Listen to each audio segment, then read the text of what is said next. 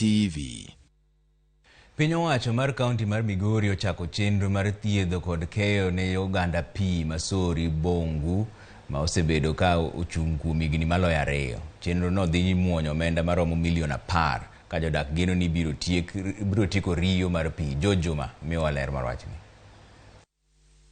Pi en ngima. Oganda mok nyal yudo pi e yo makare wuotho ndamo mathoth ka gitiyo bende kod omenda mathoth ka gimanyo pi maler. Riyo mar pi maler pod kelo midhiero ne jodak moko e kaunti ma Migori kata beni nam lolwe kod aoche oluoro gwenge moko. Wamondo kogwen kabisa ka wadhi kawo pi e nam. Kama yude pi atuomo pi nam to pigni ok ler ahinya seche moko. Iyudo ka seche moko apaka gore. E Migori County wan gi mier 3,000 ma yudo pi mar Migori County. Migori County ma jiluongo ni Miwasco. To iye kanyo be wan gi last mile project madhi mbele monego bed ni rumo giko dwe ni.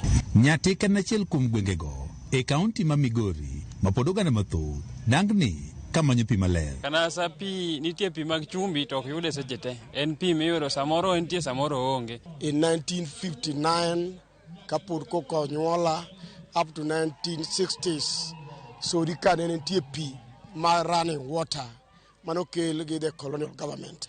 Kato nekech yolruok mar government ne gik moko duto tendo bedo vandalized. Water ga donge wachwake miyo watich matek moko yien kama yude onge. Thoth ogandagi oketo mana genogi e pi ma nam lolwe ma bende ok ler kalwe kod taka kaachiel kod buya maleo e wi pige. Mae osemiyo thoth oganda gamo tuoche mopogore opogore kaka tuono mar kachocho. To pi mar nam ni en pi monywandore milupe, iluoke saende, iluoke lewni, to en pi mwachak watuomo kendo. To wachiegni gi dho nam, kendo nam be mwaluokore, to mondo mi pi obdhinwa apil mondo wa utilize pi. Otamre over the years. Lipoti yango ni atamalo 43 mag oganda e kaunti ni ma Migori tiyo kod pi ma ok othiedhi. E kinde nyasino mar yango odiechieng' mar pi ka chung' burano manyatike ma osebedo kod nok mar pi ne orwako nyasino. Jalup gavana e kaunti ma Migori Joseph Mairi ne oyawo yanga chenrono mar pi mar Sori-Gunga ma bende osebedo kok ti kuom higni maloyo 2. We have put resources in water sector. We want first to rehabilitate all the stalled project, especially the project that are for long terms. Like now today we were launching the rehabilitation of Ganga Sori water project. County government today has relaunched the construction and repair works for that water, which will cost 10 million Kenya shillings. Tend County ma Migori wacho ni gijiwo chenro mar neno ni oganda oyudo pi maler. Ka Sori ne town achiel mane nigi pi to koro ng'ikruok nobede sama niloso ndara.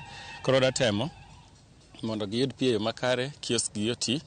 Mae bende luwo tor wach ma jokanyo jiwo e piny mangima mar keto lokruoge makare e chenro mar keyo pi maler ne ji.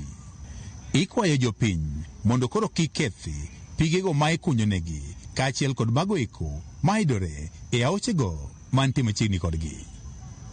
Jojuma, Ramogi TV, Migori.